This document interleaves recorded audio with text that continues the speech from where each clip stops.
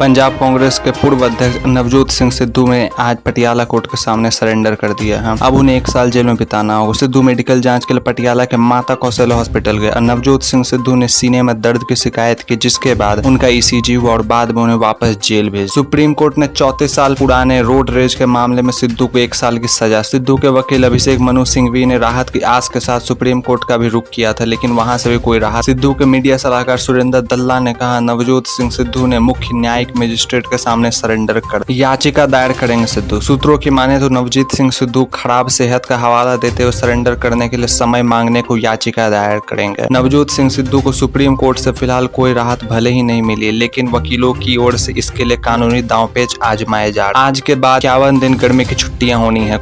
Supreme court में आज यानी 20 मई के बाद गर्मी की छुट्टियां शुरू हो रही हैं। आज के बाद 51 दिन गर्मी की छुट्टियां रहेंगी। इस अवधि में अर्जेंट मामलों की ही सुनवाई हो। हालांकि सुप्रीम कोर्ट ने इस दफे अर्जेंट मामलों की सुनवाई के लिए ग्रीष्मकालीन बेंच के अलावा 5 बेंच गठित की है, जो लंबे समय से पेंडिंग मामलों की सुनवाई करे। नवजोत सिंह सिद्धू को सुप्रीम कोर्ट ने 34 साल पुराने रोड रेज के मामले में 1 साल की सजा सुनाई है। सिद्धू ने आज पटियाला कोर्ट के सामने सरेंडर कर दिया है।